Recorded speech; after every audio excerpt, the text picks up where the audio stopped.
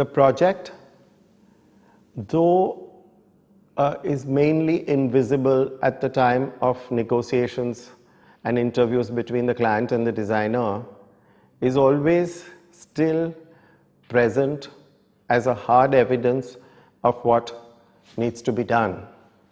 And therefore, it's important to study the space and examine all its plus points, its minus points, and those have to be recorded very methodically right from day one and kept in a proper storage system within your office, so that any given time there is any confusion, one can check on those visuals. So the project, of course, is going to be different in size, different in budget, different in its functionalities, and those are the points that are going to be discussed between the client and the designer.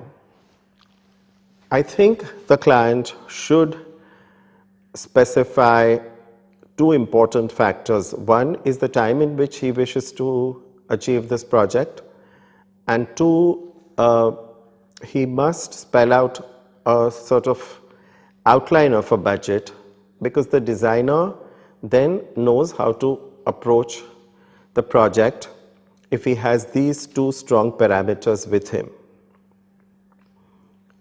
Though the budget is not directly handed over to the designer, and that the payments are made directly to vendors, suppliers, consultants, contractors, it is the duty of the interior designer to keep track of those expenses, not merely to record the transactions, but to see if he is adhering to the budget that he was given to work with. Because halfway through a project, you cannot simply look at a client and say that, you know, you were aware, you were taking each decision as it came. So either you have a budget and an outlay that you've planned, and you and the client signed on that together, and then every time there is a change into it or an addition, that needs to be updated and verified.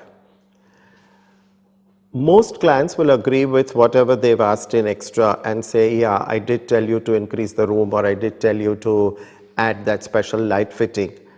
But what they don't like to be surprised with is that you forgot obvious things.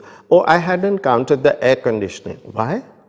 No, I mean, that comes as something else. I hadn't counted the curtain treatment because you could have chosen blinds or curtains or nothing and I wasn't aware of it. So I think it's up to the designer to preempt and overestimate what the client needs and put in. It's easier to remove those points if the client wants rather than overlook them.